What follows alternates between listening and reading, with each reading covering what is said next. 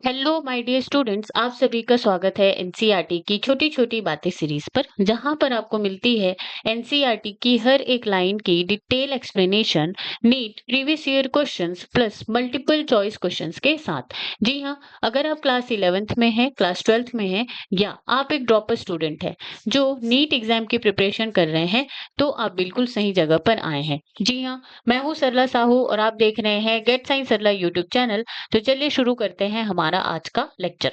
आज हम पढ़ने जा रहे हैं class 11 biology chapter 18 neural control and coordination, और आज का हमारा टॉपिक होने वाला है generation and conduction of nerve impulse. तो हमें पता है कि हमारे बॉडी में जितने भी न्यूरॉन सेल्स या नर्वस सिस्टम है वो सारे के सारे नर्व इम्पल्स कंडक्ट करते हैं, ठीक है।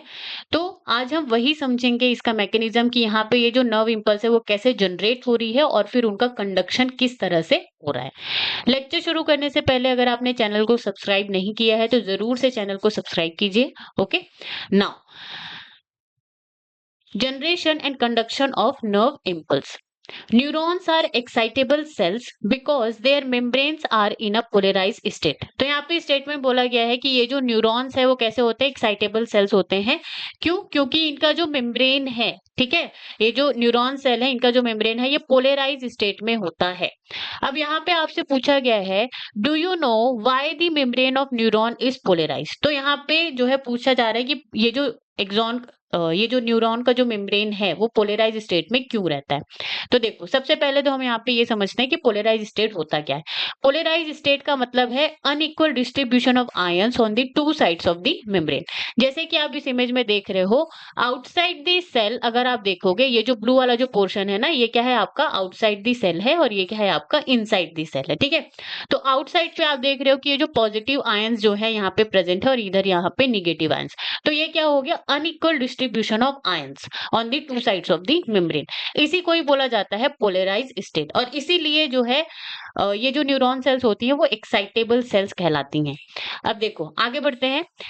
Different types of ion channels are present on the neural membrane, ठीक है। तो यहाँ पे जब आप कहाँ पे देखोगे, हमने जो है पिछले लेक्चर में न्यूरॉन का क्या पढ़ा था, स्ट्रक्चर पढ़ा था, जिसमें हमने साइटोन देखा था, सेल बॉडी डेंड्रॉइड देखे थे और एक्सॉन देखा था, और यहाँ पे इसका टर्मिनल ब्रांच जो है इस तरह से हमने देखा था।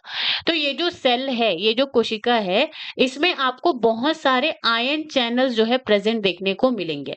और ये जो आयन चैनल्स जो हैं, these ion channels are selectively permeable to different ions. तो ये जो है सिलेक्टिवली परमिएबल होते हैं आयंस के लिए, ये किसी भी आयंस को ऐसे ही आने जाने नहीं देते हैं, ठीक है।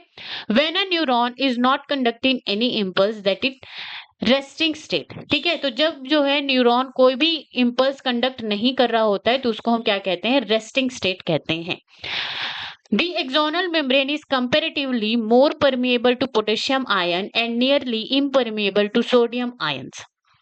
तो देखो, जब ये जो न्यूरॉन जो है कहाँ पे एट रेस्टिंग पोजीशन पे होता है, तब यहाँ पे ये जो एक्सोनल मेम्ब्रेन है या न्यूरॉन सेल का जो मेम्ब्रेन है उसकी परमिबिलिटी अगर आप देखोगे, ठीक है, तो वो कैसा होता है, रेस्टिंग स्टेट में पोटेशियम आयन के लिए बहुत ज्यादा परमिएबल होता है। तो पोटेशियम आयन कहाँ चला जाता है, बाहर की तरफ चला जाता है, ठीक है, अंदर से वो बाहर की तरफ जाएगा, ठीक। तो अंदर में क्या हो रहा है, जो पॉजिटिव आयन है वो डिक्रीज हो रहा है और बाहर में क्या हो रहा है, पॉजिटिव आयन जो है इंक्रीज हो रहा है। इसी तरह से अगर सोडियम आयन के बारे में अगर आप देखेंगे तो ये कैसा होता है, almost impermeable to sodium ion. अब सोडियम आयन बाहर की तरफ प्रेजेंट है तो सोडियम आयन के लिए इम्परमिएबल हो गया तो बाहर ही रह जाएगा, ठीक है। तो इट्स रिमेन आउटसाइड। तो रिमेन आउटसाइड का मतलब यहाँ पे जो पॉजिटिव आयन है उसको हमने और यहाँ पे क्या कर दिया, इंक्रीज कर दिया। Similarly, the membrane is impermeable to negatively charged protein present in the exoplasm। अब एक्सोप्लाज्म किसको कहते हैं भाई, यहाँ पे ये जो एक्सॉन फाइबर है, ठीक है, इसके अंदर जो भी यहाँ पे साइटोप्लाज्म प्रेजेंट होता है उसी को तो एक्सोप्लाज्म कह रहे हैं, ठीक है। तो यहाँ पे एक्सोप्लाज्म में क्या होता है, लार्ज नेगेटिव प्रोटीन्स प्रेजेंट होती हैं, जिसके लिए भी ये जो एक्सोनल मेम्ब्रेन है वो इम्परमिएबल हो जाता है, मतलब कि ये जो नेगेटिव प्रोटीन्स है उसको वो बाहर जाने देती ही नहीं है। तो यहाँ पे क्या हो गया, large negative proteins remains inside the axoplasm, ठीक है। तो यहाँ पे क्या हो गया, अंदर की तरफ हमने निगेटिव आयन को क्या कर दिया, इंक्रीज कर दिया, पॉजिटिव आयन को डिक्रीज कर दिया। तो आप देखते हो कि रेस्टिंग स्टेट में इस समय पर इनसाइड द सेल आपको जो है निगेटिव आयंस जो है देखने को मिलती हैं ज्यादा, और बाहर की तरफ पॉजिटिव आयन। तो ये क्या हो गया आपका अनइक्वल डिस्ट्रीब्यूशन ऑफ आयंस, ठीक है, और इसी को ही बोला जाता है पोलराइज्ड स्टेट, ठीक है। और यही क्या हो जाएगा आपका कंसंट्रेशन ग्रेडियंट या फिर आयनिक ग्रेडियंट आप इसको कह सकते हैं। ओके, नाउ आगे बढ़ते हैं। Consequently, the exoplasm inside the axon contains high concentration of potassium and negatively charged proteins and low concentration of sodium ion. ठीक है। In contrast, the ओके तो पहले हम यहाँ पे इसको पढ़ लेते हैं। तो यहाँ पे हमने देखा क्या, unequal ion distribution in resting neuron, that is concentration gradient. तो यहाँ पे लोकेशन लिखा हुआ है, यहाँ पे हाई कंसंट्रेशन लिखा और यहाँ पे लो कंसंट्रेशन लिखा हुआ है। तो देखो इनसाइड द एक्सॉन या फिर एक्सोप्लाज्म की अगर हम बात करें, ठीक है, हमने पहले यहाँ पे इनसाइड के बारे में पढ़ा, तो यहाँ पे आपको पोटेशियम आयन ज्यादा देखने को मिलेंगे, ठीक है, और यहाँ पे आपको निगेटिव प्रोटीन्स देखने को मिलेंगे जैसे कि यहाँ पे लिखा हुआ है। और लो कंसंट्रेशन किसका होगा, सोडियम आयन का, क्योंकि सोडियम आयन कहाँ पे प्रेजेंट है, बाहर की तरफ प्रेजेंट है। नाउ इन कॉन्ट्रास्ट, ठीक है, उसके इसके जस्ट उल्टा, ठीक है, विपरीत, the fluid outside the axon contains a low concentration of potassium ion, high concentration of sodium ion and thus form a concentration gradient। और आउटसाइड एक्सॉन की अगर हम बात करें, ठीक है, एक्स्ट्रा सेल्यूलर फ्लूइड की अगर हम बात करें, बाहर की तरफ ये जो ब्लू कलर में आपको दिखाई दे रहा है, वहां पे सोडियम का कंसंट्रेशन जो है ज्यादा होता है, हाई कंसंट्रेशन, और पोटेशियम का कंसंट्रेशन जो है क्या होता है, लो होता है, ठीक है, कम होता है। तो इससे क्या हो गया, outside the cell positive ion जो है ज्यादा हो गए, इनसाइड निगेटिव आयन जो है ज्यादा हो गए। तो यहाँ पे क्या हो गया आपका कंसंट्रेशन ग्रेडियंट का फॉर्मेशन हो गया, जैसे कि आप देख सकते हैं। Now these ionic gradients across the resting membrane are maintained by the active transport of ions by the sodium potassium pump which transport 3 sodium outwards for 2 potassium into the cell। अब देखो ये जो कंसंट्रेशन ग्रेडियंट आपको इस image में देखने को मिल रहा है, इसको मेंटेन किया जाता है इस आयनिक ग्रेडियंट को अक्रॉस द मेम्ब्रेन, किसके थ्रू, एक्टिव ट्रांसपोर्ट, ठीक है, maintain by the active transport of ions by sodium potassium pump. ठीक है, तो यहाँ पे आपको सोडियम पोटेशियम पंप मिलेगा जहां पे इस आयंस का, इन आयंस का क्या किया जाएगा, एक्टिव ट्रांसपोर्ट। और एक्टिव ट्रांसपोर्ट का मतलब होता है कि यहाँ पे एटीपी का यूज जो है होगा, ठीक है, एटीपी यहाँ पे खर्च की जाएगी। तो यहाँ पे इस कंसंट्रेशन ग्रेडियंट को कैसे मेंटेन किया जाता है, 3 सोडियम आयंस को बाहर पंप किया जाता है, ठीक है। ये जो कंसंट्रेशन ग्रेडियंट है इसको मेंटेन करने के लिए क्या किया जाता है, 3 सोडियम आयंस को बाहर पंप किया जाता है, ओके, और 2 पोटेशियम आयन को, उसके बदले 2 पोटेशियम आयन को यहाँ पे क्या किया जाता है, इनसाइड की तरफ भेजा जाता है। तो नेट रिजल्ट क्या हुआ, more positive charge leaves then the enters. तो देखो यहाँ पे 3 सोडियम आयन जो है अंदर से बाहर की तरफ जा रहे हैं, लेकिन उसके बदले सिर्फ और सिर्फ 2 पोटेशियम आयन ही बाहर से अंदर की तरफ आ रहे हैं, ठीक है। तो इसका मतलब है कि यहाँ पे तो कंसंट्रेशन ग्रेडियंट बनेगा ही बनेगा, क्योंकि ज्यादा पॉजिटिव चार्ज जो है मेम्ब्रेन को छोड़ रहा है, ठीक है, और बाहर जा रहा है, और कम पॉजिटिव चार्ज जो है नीचे आ रहा है। तो इससे क्या होता है आपका आउटसाइड ऑफ मेम्ब्रेन जो है पॉजिटिव हो जाता है, जैसे कि आप देख सकते हो, और इनसाइड ऑफ मेम्ब्रेन जो है निगेटिव हो जाता है, ठीक है, क्योंकि यहाँ पे निगेटिव प्रोटीन भी तो प्रेजेंट है। ओके, नाउ अब क्या हुआ, electrical potential difference across the resting membrane, ठीक है। तो यहाँ पे ये जो भी यहाँ पे आयनिक डिफरेंस हुआ, उसमें जो है इलेक्ट्रिकल पोटेंशियल डिफरेंस क्रिएट हो जाता है, जिसको रेस्टिंग पोटेंशियल बोला जाता है, और जिसकी वैल्यू होता है -70 मिली वोल्ट। इसी को हम यहाँ पे पढ़ेंगे। As a result the outer surface of the axonal membrane possesses a positive charge while its inner surface becomes negative charged and therefore is polarized। और इसी को ही ये जो अनइक्वल डिस्ट्रीब्यूशन ऑफ चार्जेस है, ठीक है, आयंस है, इसी को ही क्या बोला जाता है, पोलराइज्ड बोला जाता है। The electrical potential difference across the resting membrane is called as the resting potential. और ये जो इलेक्ट्रिकल पोटेंशियल डिफरेंस है इसी को ही रेस्टिंग पोटेंशियल बोला जाता है, और इसका वैल्यू कितना होता है, -70 मिली वोल्ट। ओके, नाउ अब देखो यहाँ पे जो है मिली वोल्ट ये सारी चीजें आ गई, इलेक्ट्रिकल पोटेंशियल डिफरेंस आ गया, इसका मतलब यहाँ पे करंट का जो है फ्लो तो होगा ही, आपने फिजिक्स में पढ़ा ही होगा, ठीक है, करंट एंड इलेक्ट्रिसिटी में। अब इसी चीज को ही हम देखेंगे यहाँ पे। तो देखो हमने यहाँ पे generation and conduction of nerve impulse में सबसे पहले क्या पढ़ा, रेस्टिंग, जो भी हम यहाँ पे पढ़ रहे थे रेस्टिंग स्टेट यानी कि पोलराइज मेम्ब्रेन के बारे में पढ़ रहे थे, ठीक है। इसके बाद हम सेकेंड स्टेप मतलब कि इस पैराग्राफ में हम डीपोलराइजेशन के बारे में पढ़ेंगे, फिर उसके बाद हम यहाँ पे करंट फ्लो के बारे में पढ़ेंगे, फिर उसके बाद रिपोलराइजेशन एंड रिफ्रैक्टिव पीरियड। तो ये जो है 5 स्टेप है generation and conduction of nerve impulse में। ओके, तो इस तरह से हम इस मैकेनिज्म को समझते हैं। Now you might be curious to know about the mechanism of generation of nerve impulse and its conduction along an axon। तो यहाँ पे बोला जा रहा है कि आप जरूर से क्यूरियस होंगे कि ये जो mechanism of generation of nerve impulse है, ठीक है, अलोंग द एक्सॉन, ये कैसे होता है, इसका कंडक्शन कैसे होता है। तो देखो when a stimulus is applied at a site, ठीक है, फिगर 18.2 पॉइंट ए में आपको देखने को बोल रहा है, जैसे कि ये जो इमेज है ना फिगर 18.2, तो यहाँ पे आपको दिया हुआ है diagrammatic representation of impulse conduction through an axon, point A and point B. तो ये जो है यहाँ पे आप मान के चलो ये क्या है, आपका सेल बॉडी है और यहाँ पे आपके डेंड्रॉइड जो है इस तरह से फैले हुए हैं, और ये पूरा का पूरा आपका क्या है, एक्सॉन है। क्या है ये, एक्सॉन फाइबर है। ओके, तो यहाँ पे आपको एक सेगमेंट दिया हुआ है जिसका नाम इन्होंने दिया है साइट ए, और एक उसके जस्ट बगल का सेगमेंट है जिसका नाम उन्होंने दिया हुआ है साइट बी, जस्ट कि आप जो है समझ पाए अच्छे से, ठीक है। अब यहाँ पे हो क्या रहा है, देखो when a stimulus is applied at a site, ठीक है, point A on the polarised membrane. तो हमारे पास क्या है भैया, हमारे पास यहाँ पे ये पोलराइज्ड मेम्ब्रेन है, इस तरह से हमारे पास क्या है, पोलराइज्ड मेम्ब्रेन है। अब इस पोलराइज्ड मेम्ब्रेन में क्या आएगा, स्टिमुलस आएगा। क्या आएगा, स्टिमुलस। फिर क्या होगा, the membrane at the site A become freely permeable to sodium ion, ठीक है।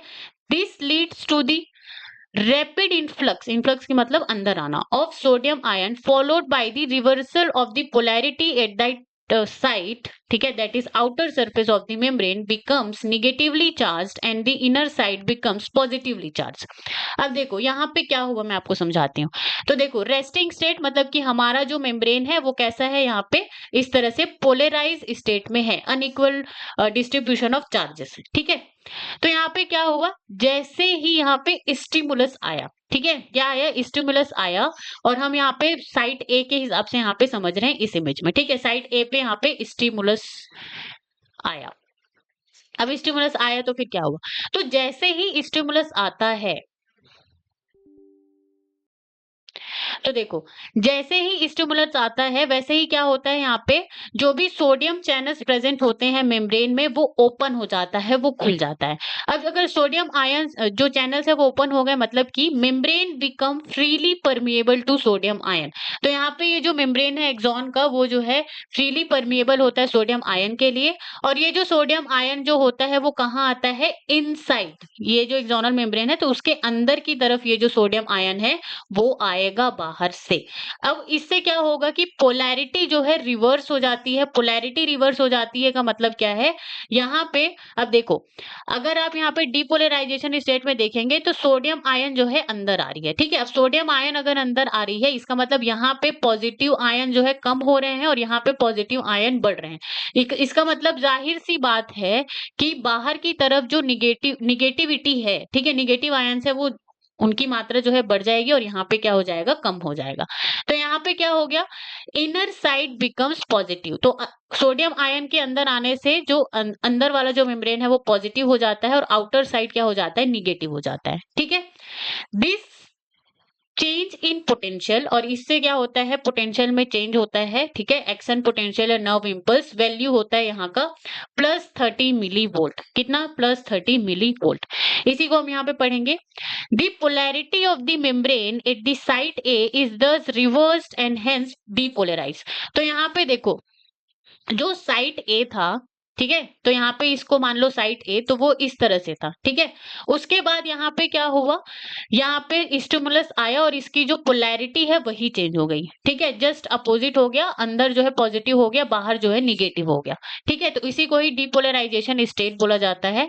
The electrical potential difference across the plasma membrane at the site A is called the action potential, ठीक है। इसको क्या बोला जाता है, action potential, which in fact termed as nerve impulse. तो देखो यहाँ पे ये जो इलेक्ट्रिकल पोटेंशियल डिफरेंस आपको देखने को मिला, ये जो डिपोलराइजेशन स्टेट है, इसी को ही क्या बोला जाता है, आपका एक्शन पोटेंशियल या फिर नर्व इम्पल्स बोला जाता है, जिसकी वैल्यू +30 मिलीवोल्ट होती है।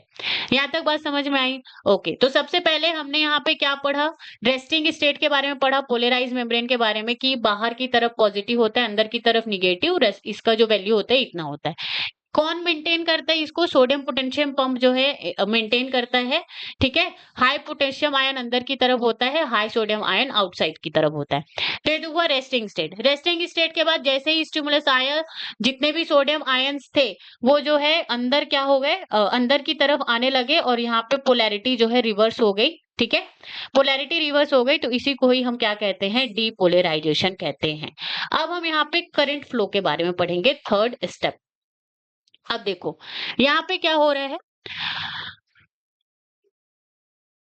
immediately ahead the axon side B membrane has a positive charge on the outer surface and a negative charge on its inner surface. As a result, a current flow on the inner surface from its A to side B. Okay, तो यहाँ पे आपको क्या बोला जा रहा है, मैं आपको समझाती हूँ।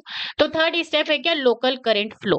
तो यहाँ पे क्या होता है, हमें पता है कि जो भी इलेक्ट्रिक जो करंट होता है वो always flows from positive to negative, ठीक है। तो पॉजिटिव टू नेगेटिव ये क्या करता है, यहाँ पे फ्लो जो है इस तरह से होता है।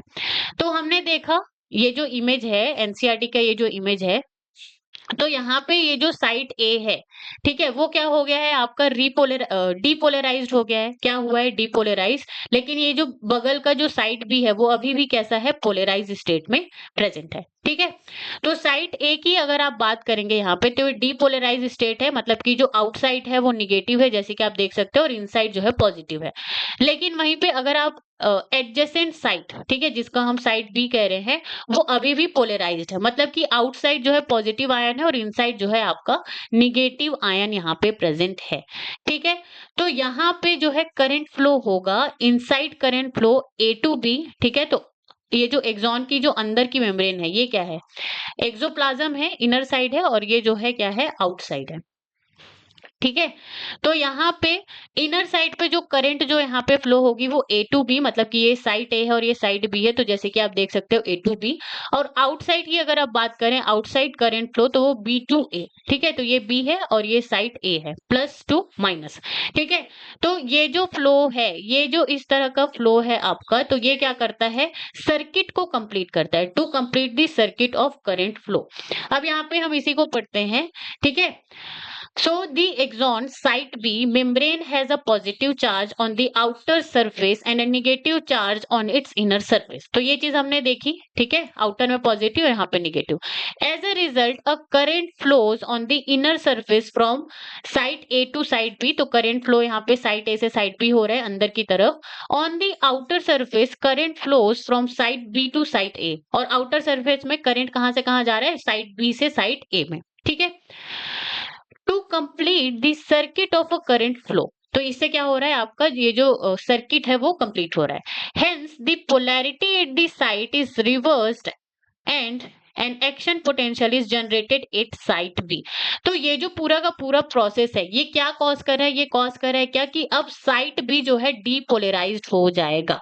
साइट बी क्या होगा, डीपोलराइज्ड, मतलब कि यहाँ का जो पॉजिटिव है, ठीक है, ये जो पॉजिटिव है ये यहाँ पे क्या हो जाएगा, अब यहाँ पे ये पॉजिटिव हो जाएगा, ठीक है, और ऊपर की तरफ ये क्या हो जाएगा, आपका निगेटिव हो जाएगा। ओके, तो ये कौन सी स्टेट है, ये डिपोलराइजेशन की स्टेट है। तो यहाँ पे अब साइट भी जो है डिपोलराइज स्टेट में चला जाता है, जिसको आप new action potential at B भी कह सकते हो। Okay, now Thus, the impulse या action potential generated at site A arrives at site B. तो यहाँ पे ये जो action potential है जो कि site A पर जनरेट हुआ था वो अब कहाँ पे आ गया है, site B पर आ गया है. This sequence is repeated along the length of the axon and consequently the impulse is conducted. और ये जो पूरा का पूरा जो sequences है repolarization depolarization का, ये जो है ये पूरा का पूरा ये जो एक्सॉन का ये जो लेंथ है इसमें पूरा ये चलेगा, ये पूरा का पूरा रिपीट होगा. ठीक है, और इसी को ही क्या बोला जाता है, impulse travels along the axon या फिर इम्पल्स इज कंडक्टेड. ठीक है, और इसी को ही क्या बोला जा रहा है, इम्पल्स का कंडक्शन.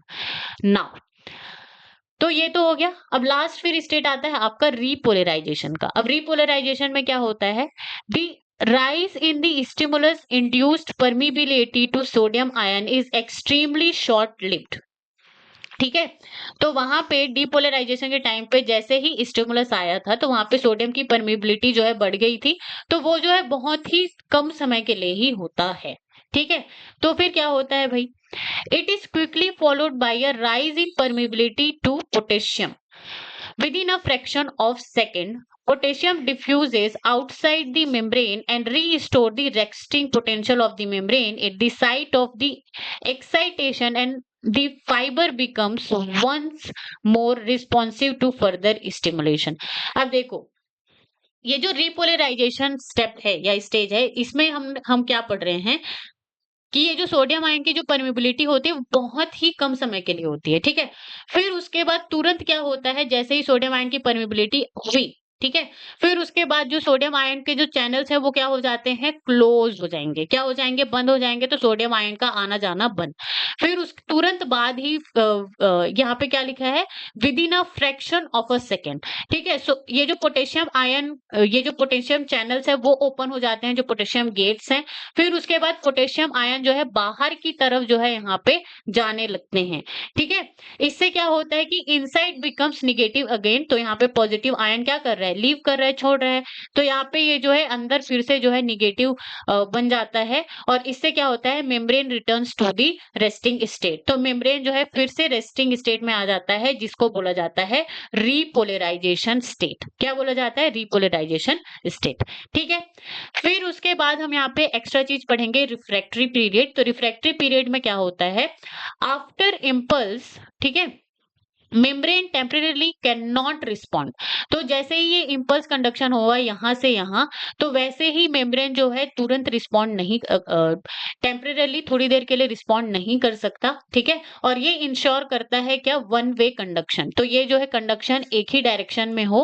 ठीक है, इसीलिए यहाँ पे अगर डीपोलराइजेशन हो करके यहाँ ये जो कंडक्शन अगर वहां पे गया है, तो यहाँ आपके पास का जो मेम्ब्रेन है वो थोड़ी देर के लिए रिस्पॉन्ड नहीं करेगा. ठीक है, क्यों, ताकि ये जो इम्पल्स कंडक्शन हो वो वन वे हो, एक ही डायरेक्शन में हो. यहाँ तक बात समझ में आई? ओके, तो यहाँ पे जैसे कि आप देख सकते हो मूवमेंट ऑफ एक्शन पोटेंशियल. ठीक है, तो ये एक्सॉन है, तो एक्सॉन में जो है इस तरह से ये हो रहा है, जैसे कि हमने इस इमेज में देखा इसमें. ठीक है, नाउ आगे बढ़ते हैं.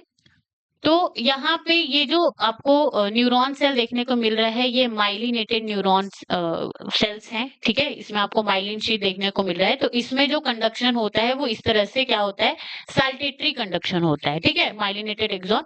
तो साल्टेटरी कंडक्शन का मतलब होता है कि ये जो कंडक्शन है यहाँ पे ये क्या करता है, जंप करते जाता है. नोड्स ऑफ जो रेनवियर है ना, ये क्या होता है, नोड्स ऑफ रेनवियर होता है, gap between the two myelinated sheet.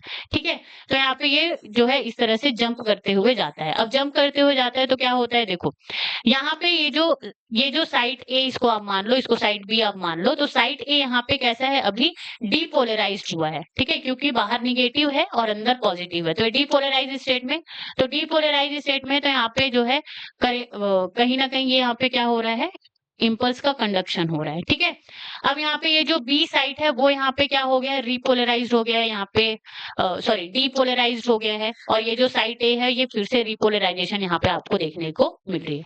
तो ये इस तरह से जंप करते हुए जो है कंडक्शन होता है. यहाँ पे जो भी नर्व इम्पल्स है वो ट्रांसमिट होते हैं. इसको हम क्या कहते हैं, साल्टेटरी कंडक्शन बोला जाता है. किसमें, माइलिनेटेड एक्सॉन में. लेकिन वहीं पर आप किसकी बात करें, अगर आप यहाँ पे नॉन माइलिनेटेड या फिर अनमाइलिनेटेड एक्सॉन की बात करें तो यहाँ पे आपको कंटिन्यूअस कंडक्शन देखने को मिलता है, जो कि ये सिंपल सा इस तरह से होगा। ओके, नाउ तो हमने यहाँ पे क्या क्या पढ़ा, तो हमने यहाँ पे पढ़ा कि generation and conduction of nerve impulse. तो सबसे पहले जो ये जो एक्सॉन मेम्ब्रेन है, ये जो न्यूरॉन का मेम्ब्रेन है वो रेस्टिंग स्टेट में होता है, और रेस्टिंग स्टेट का मतलब है polarised membrane. And polarised membrane का मतलब है कि ये जो आउटसाइड दी सेल है वो पॉजिटिव आयन यहाँ पे होता है और इनसाइड जो है निगेटिव। ठीक है, तो ये क्या है, unequal distribution of the ions.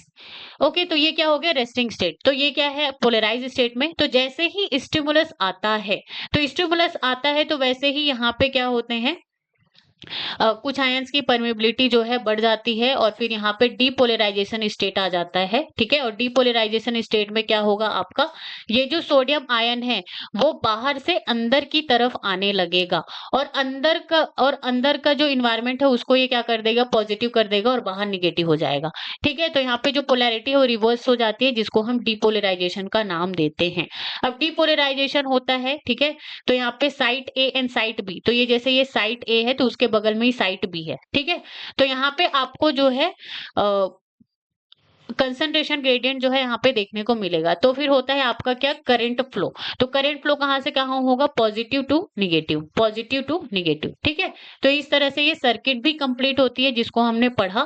फिर उसके बाद क्या होगा, ये जो साइट ए है वो किसके लिए चला जाएगा, रिपोलराइजेशन के लिए। ये जो साइट ए है ये किसके लिए चला जाएगा, रीपोलराइजेशन के लिए। अब रीपोलराइजेशन का मतलब क्या है कि यहाँ पे जो आउटसाइड है वो फिर से पॉजिटिव हो जाएगा, और इनसाइड जो है एक्सोप्लाज्म है वो फिर से निगेटिवली चार्ज हो जाएगा।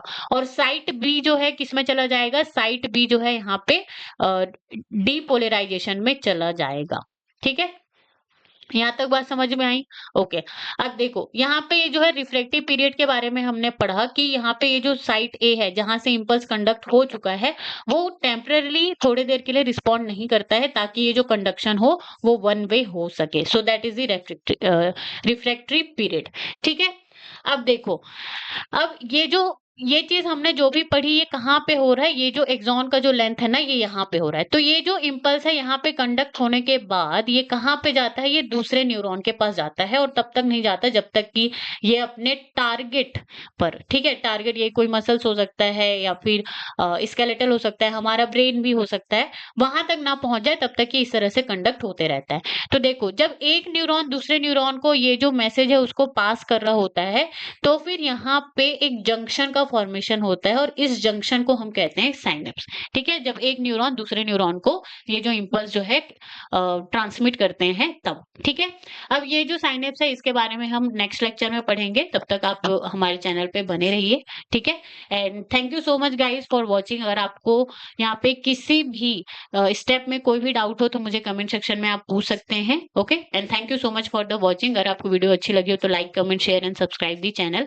and stay tuned on Get Science Sarla YouTube channel.